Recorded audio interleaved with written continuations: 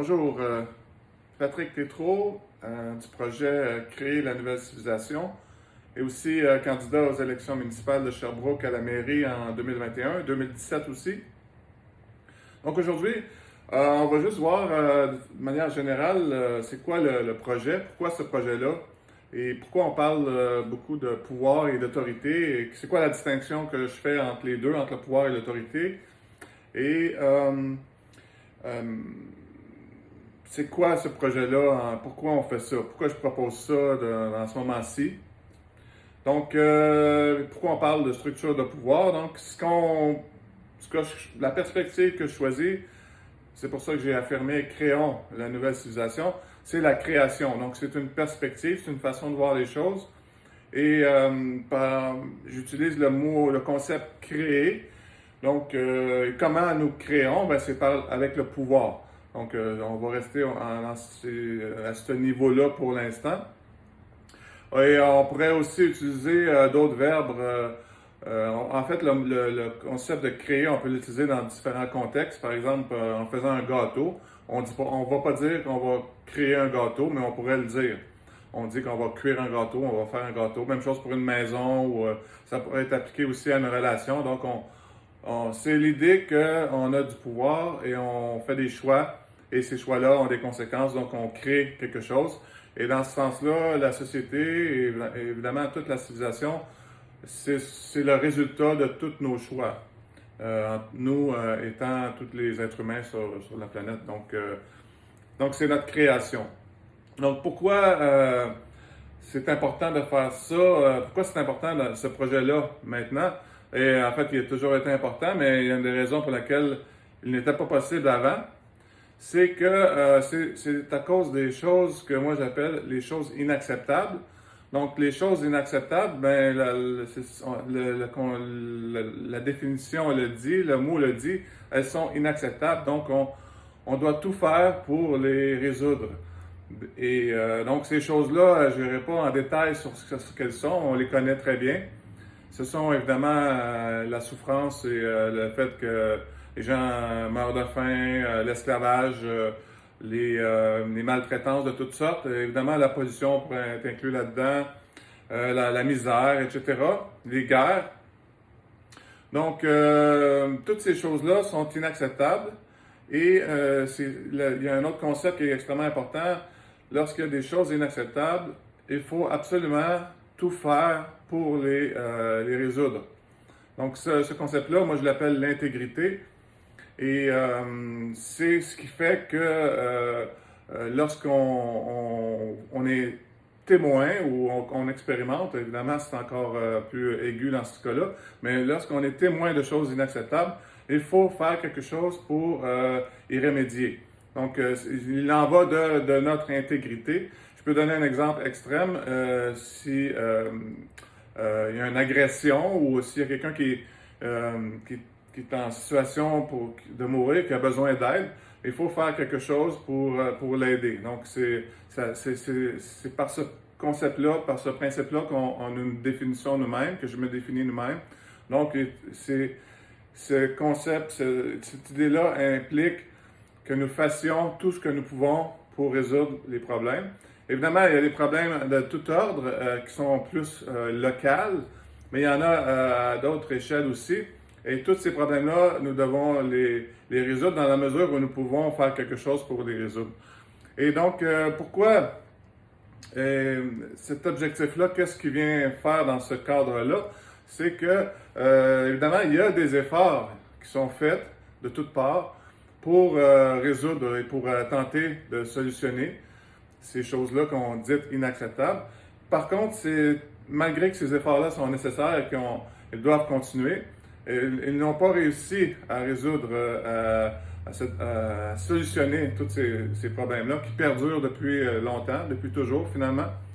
Donc, ce qui fait que notre approche, ce n'est pas de remplacer ces efforts-là, mais c'est de tous les inclure et d'ajouter, si on veut, un niveau supérieur, un niveau global, dans le fond, qui inclut tous les projets et qui inclut tout le monde.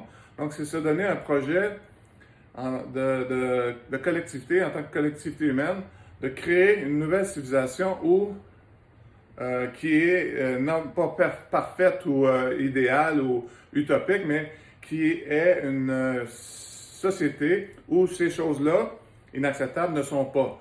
Donc, il s'agit de pourquoi c'est favorable, c'est préférable cette approche-là et pourquoi elle était en fait unique et essentielle, c'est que même si on tente de résoudre des choses à la pièce, si on veut, ou localement,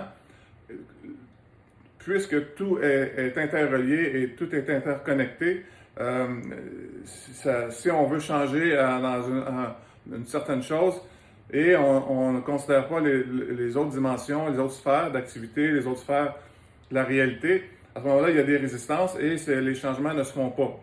Donc, l'avantage de considérer, d'avoir une vue d'ensemble comme ça, un objectif, c'est qu'on considère tout et tous, et à ce moment-là, on peut tout changer si c'est nécessaire. On peut coordonner tous les changements puisque le projet inclut tout le monde et inclut toutes les sphères de la réalité, toutes les conditions. Et donc, le but dans ce projet-là, finalement, c'est de reconnaître que nous sommes évidemment créateurs, que nous sommes responsables, que la société, les choses comme elles sont, c'est nous qui les avons créées, ou du moins, c'est nous qui n'avons pas créé les autres conditions où ces choses-là ne sont pas. Donc, nous sommes responsables, nous sommes créateurs. Et donc, le but premier, c'est de le reconnaître et de comprendre comment nous créons collectivement.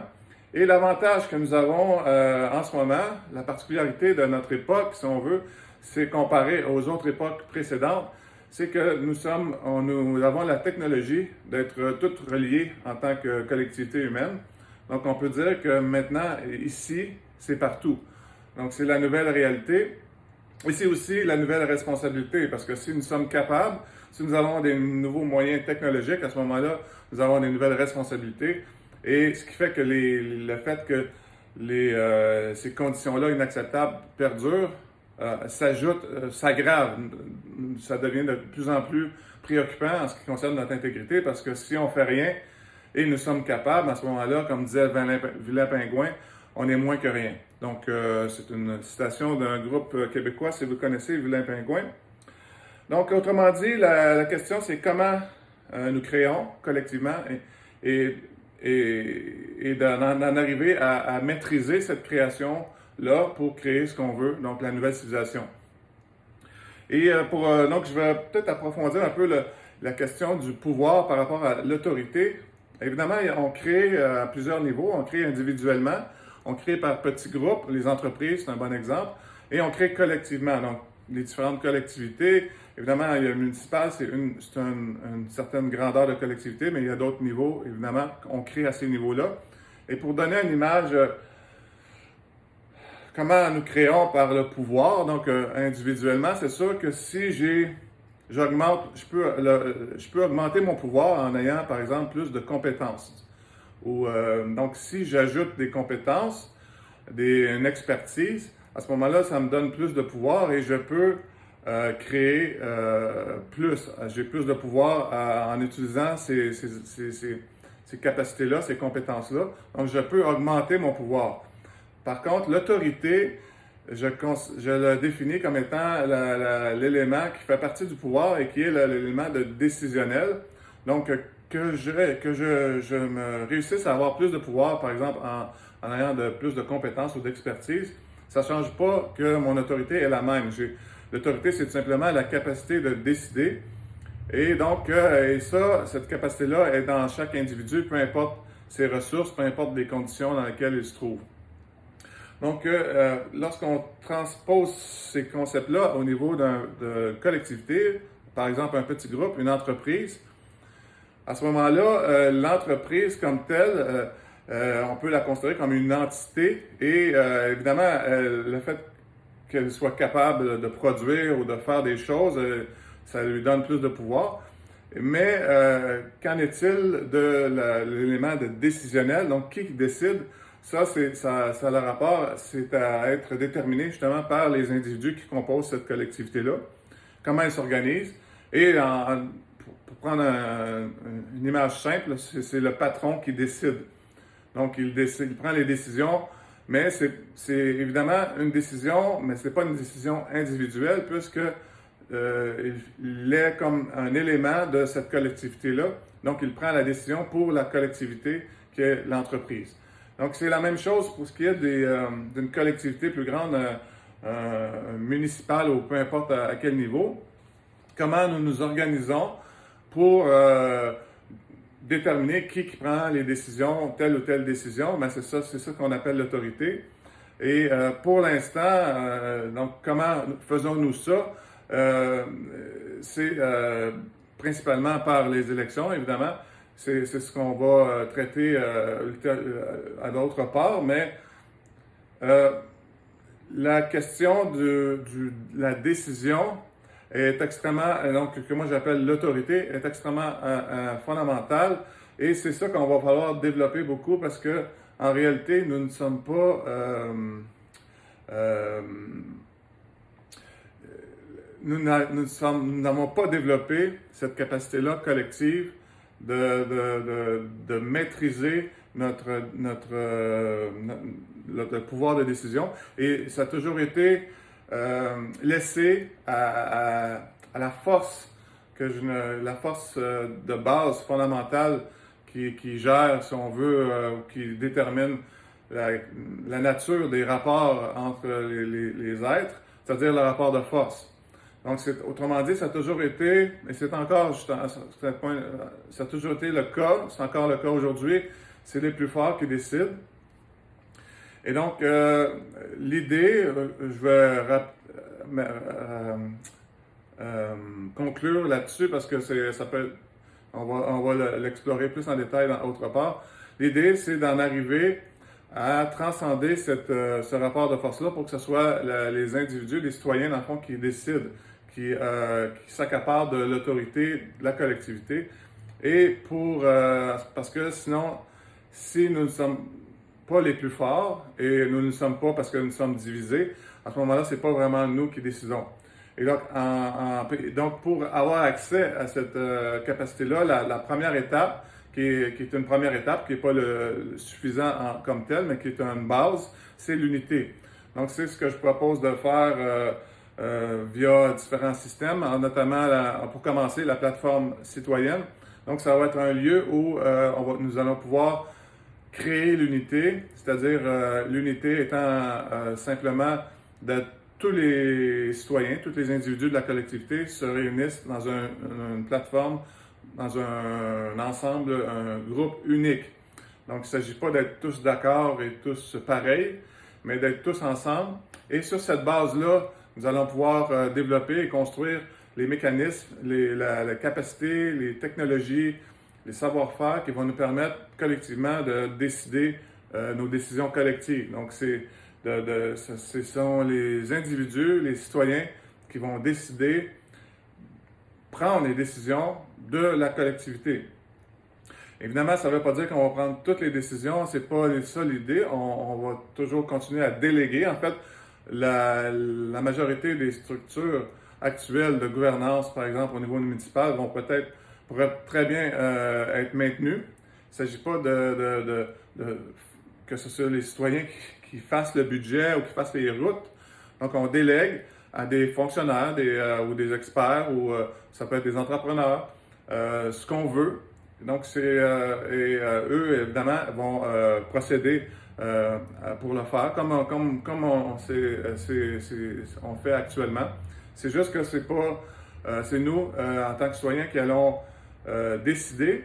Mais évidemment, l'aspect de la politique, si on veut, ou de la gestion gouvernementale, c'est juste un aspect du pouvoir. Donc, en ayant développé cette capacité-là collective d'autorité, on va pouvoir l'utiliser au travers d'autres systèmes de pouvoir qui font partie de la structure de pouvoir collective, notamment le système d'argent, les lois, entre autres, et on peut inclure aussi là-dedans les médias. Donc, nous allons pouvoir s'approprier et se donner des outils qui vont nous permettre d'exercer notre autorité et de créer la société, la civilisation que nous voulons. Et moi, ce que je propose, c'est évidemment, ce qui est logique, c'est de commencer au niveau local parce que c'est plus facile. c'est une plus petite collectivité, tout simplement. Donc, il s'agit de réussir à le développer à ce niveau-là pour éventuellement que d'autres collectivités, autre part, ailleurs, fassent de même. Et peut-être en même temps, on pourra toujours être en réseau pour développer, voir qu'est-ce qui fonctionne. Et lorsque il y aura plusieurs collectivités qui se seront réappropriées leur autorité en tant que collectivité locale, nous allons pouvoir étendre cette autorité d'individus, cette autorité citoyenne-là, à une plus grande collectivité, par exemple au niveau provincial. Et dans le fond, il va s'agir de transposer ces outils-là, ces capacités-là, au niveau d'une plus grande collectivité. À ce moment-là, ça va être les Québécois qui auront une autorité collective et ce sera les individus qui auront cette autorité-là. Et ce sera ce centre-là qui va être le pouvoir suprême sur Terre. Donc, on entend souvent parler à Québec ou à Ottawa ou à Washington comme si c'était des grands pouvoirs, mais en réalité, ces grands pouvoirs-là, c'est tout simplement parce que c'est une plus grande collectivité. Et plus la collectivité est grande, moins on a de contrôle, de pouvoir sur les décisions, évidemment, parce que nous ne sommes pas organisés pour ça. Mais nous pouvons le devenir et c'est dans ce sens-là que nous devons aller. Et c'est ce que je propose de faire donc à Sherbrooke, de commencer à faire. Et la première étape, c'est sûr que là, ça peut paraître des principes un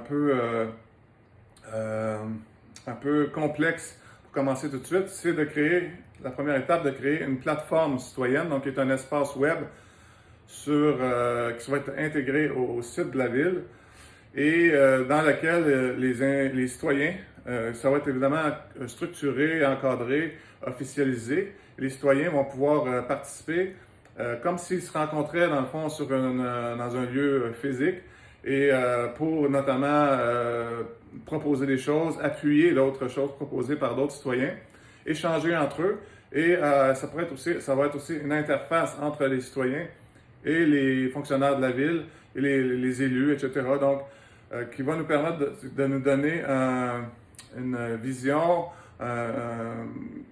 en continu de la volonté et des désirs, des besoins des gens et qui va nous permettre de s'échanger entre eux. Et dans cet espace-là, éventuellement, il va s'agir de créer une chambre ou une section qui va servir de plateforme d'autorité et d'autorité collective, donc une plateforme où on va pouvoir expérimenter des choses qui vont aller dans le sens de ce que je viens de proposer là, au niveau d'être capable de décider ensemble.